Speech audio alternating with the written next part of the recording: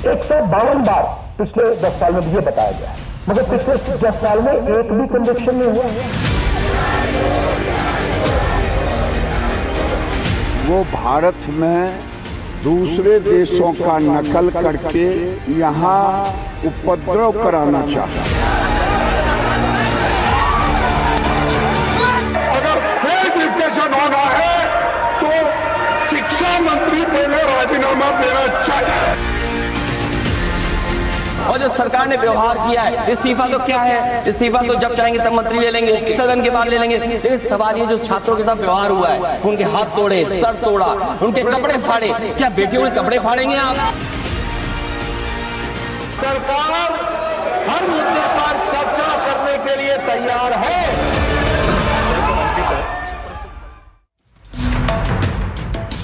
आज सबसे पहले आपको दो तस्वीरें दिखा रही हूं।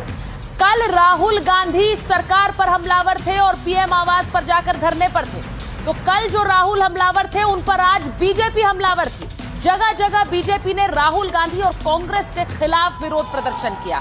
तो इसी खबर से आज शुरुआत कर रही हूं। सबसे पहले आपको तस्वीरें दिखा रही हूं पटना की, जहां बीजेपी और कांग्रेस के कार्यकर्ता आमने सामने आ गए थे। जमकर बवाल पटना की सड़कों पर नजर आया। बीजेपी कार्यकर्ताओं का कहना था कि राहुल गांधी पीएम आवास पर जाकर नहीं, संसद में अपनी बात रखे।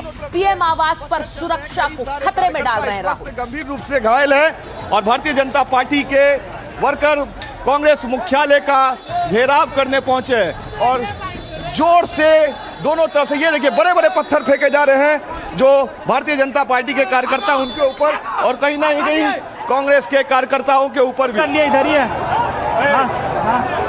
सब इधर बाइट कर लिया अध्यक्ष जी वाला। तो राहुल गांधी पर बीजेपी कार्यकर्ता हमलावर थे। ये तस्वीर सिर्फ पटना से नहीं आई, लेकिन पटना में एक और प्रदर्शन हुआ। पटना में आयशा ने भी प्रदर्शन किया और आयशा का प्रदर्शन आप देखिए, उसको तितर बितर करने के लिए वहां पर वाटर कैनन का इस्तेमाल करना पड़ा, आंसू गैस के गोले दागने पड़े, जिससे वहां कार्यकर्ताओं को हटाया जा सके। इन लोग के पास ईटा नहीं है।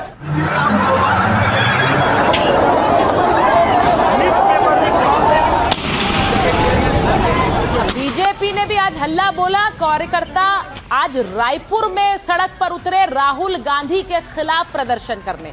उनके नेता जब राहुल गांधी को घेर रहे थे तो कार्यकर्ता पीछे कैसे रहते। रायपुर में देखिए इतनी संख्या में कार्यकर्ता उतरे कि वहां वाटर कैनन का इस्तेमाल करना पड़ा इन्हें हटाने के लिए।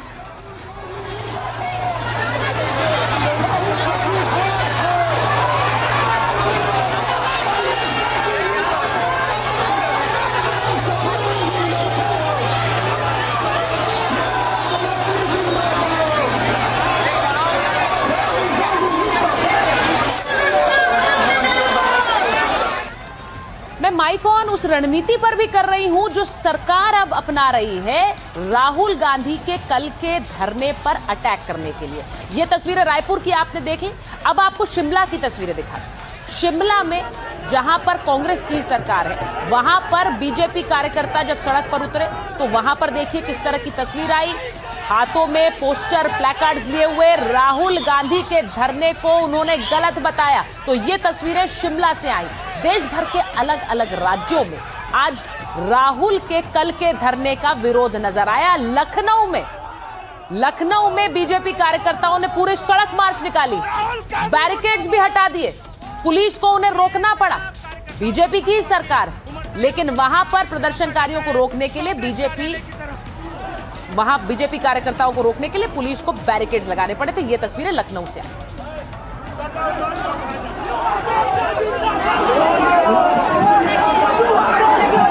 क्यों कर रहे हो, छोड़ो ना यार।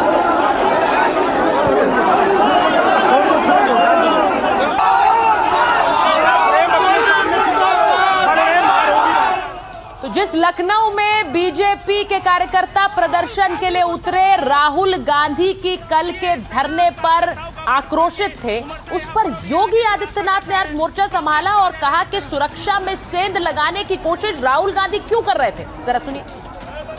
प्रधानमंत्री जी के आवास को घेरती है,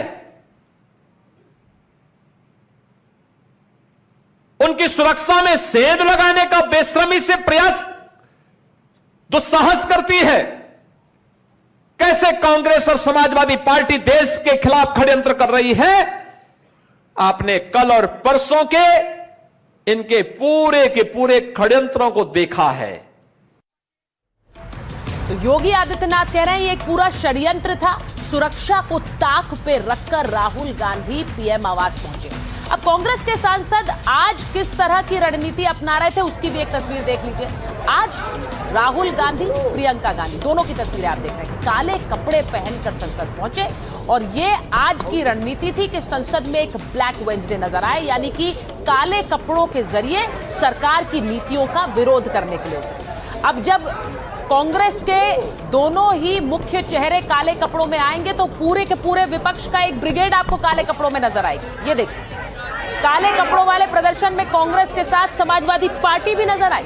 समाजवादी पार्टी के सांसद भी काले कपड़े पहनकर पहुंचे, कांग्रेस के साथ मिलकर संसद में ही प्रदर्शन किया। पप्पू यादव को भी आप देखेंगे, वहां केसी वेणुगोपाल काले कपड़ों में पहुंचे थे। ये सारे सांसद आज कांग्रेस के साथ सुर में सुर मिलाकर ये बात कह रहे थे कि धर्मेंद्र प्रधान का इस्तीफा होना चाहिए, तभी चर्चा होगी। प्रियंका गांधी ने आरोप क्या लगाया, आज संसद में अलोकतांत्रिक काम किए जा रहे हैं, सुनिए। अब हर एग्जाम को क्या पेपर लीक करा रहे हो? बच्चे इतना संघर्ष करके पढ़ाई करते हैं, अपने लिए एक फ्यूचर देखते हैं, आप उस फ्यूचर को बिगाड़ रहे हो। अरे प्रोटेस्ट अलोकतांत्रिक है।